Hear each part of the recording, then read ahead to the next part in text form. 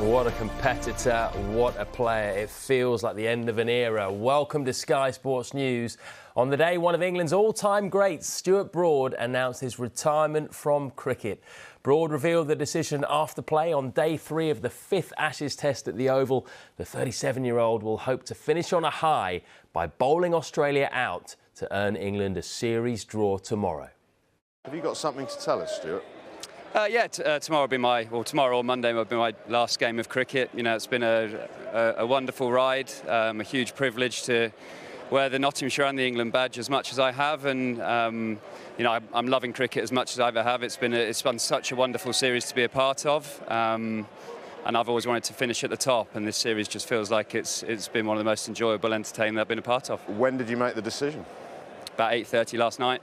Is that right? Yeah, I've been thinking about it for a couple of weeks, but you know, England versus Australia has always been sort of the pinnacle for me. I've loved the battles with Australia that have come my way personally and the team's way, and you know, I think I've got a love affair with Ashes cricket, and I think I wanted my last bat and bowl to be in Ashes cricket.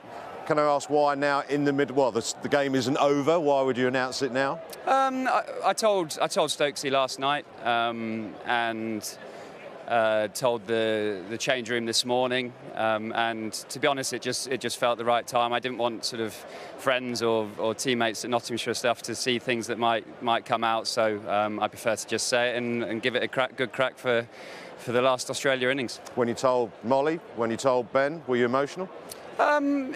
A little bit. I mean, I've thought a lot about it, and you know, even up until like 8 o'clock last night, I wasn't 50-50, but I was a little bit unsure. But once I actually went to Stokesy's room and told him, I've felt, you know, really happy ever since, really content with everything that I've achieved in the game, and ultimately the decision came down to I knew I wanted to leave the game loving cricket, and my lasting memories being of a really enjoyable changing room, and I've just got so many friends and players and management that I've been around for so much in that changing room. You know, I look around and I've played so much cricket with all of them, and it feels like my change room, and I wanted to sort of walk away with a group of players that I love to bits.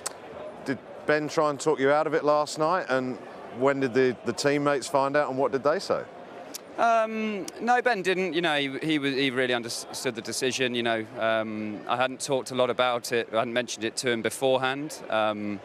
But I wanted to make sure I was clear in my mind. I wasn't sort of going in for a negotiation, really. You know, I was like, it needed to be clear before I mentioned it to anyone, really. Did you tell Jimmy before anybody else? Yeah, I told Jimmy and Ruti. Yeah, so yeah, and then I'm the chairperson of our little football game in the morning. So I just is that the one where you're near in your face? Yeah. So I passed over the chair to Ben Duckett with an official Premier League match ball, and then just added on at the end that it would be my last game. I've met your lovely wife, or your lovely partner Molly. She's quite looking forward to you stepping aside, so that babysitting duties are now yours. You can't swan off. I was thinking more golf, to be honest. But, no, yeah, you know, it's ultimately there's quite a long break actually after this Test series before England play again. But you know, I've played a long time, and ultimately I feel like I'm bowling really well. The body feels great. I could have carried on, but it just feels like the right time. Emotions of the next couple of days. I mean, however much you try and take in your stride. Last Ashes game, last game for England, last battle with David Warner. It's going to be a lot of emotions, isn't there? Yeah, awesome. You know, all really positive emotions. You know, it's been a wonderful series to be a part of, and I feel ultimately really proud. I've been available for all 5 Ashes Tests and the Island game. Didn't think in my wildest expectations that I'd have played all of them. So to have, you know, been there for the captain and the team as much as I've been able to be, and still have the energy and the emotion to drive this game forward and try and finish with an England win. So, yeah, you know, everything to look forward to, really. I don't feel like I'll leave the game with any regrets or any what could have been. And you know, I will go out and give it, as Pete Moore said, red hot go over the next couple of days and give it everything. Been a heck of a ride. Yeah, it's been awesome, you know, and that's ultimately with me really enjoying the cricket, and it's such an addictive environment to be a part of. I wanted to leave the playing side of it loving it. You know, so my lasting memories will just be of pure happiness, and that's exactly where I'm at. Well, Broad will end his career with the 5th most wickets in Test history. He's currently on 602, with only Anil Kumble, Shane Warne, Matthias Muralitharan and his longtime teammate James Anderson ahead of him.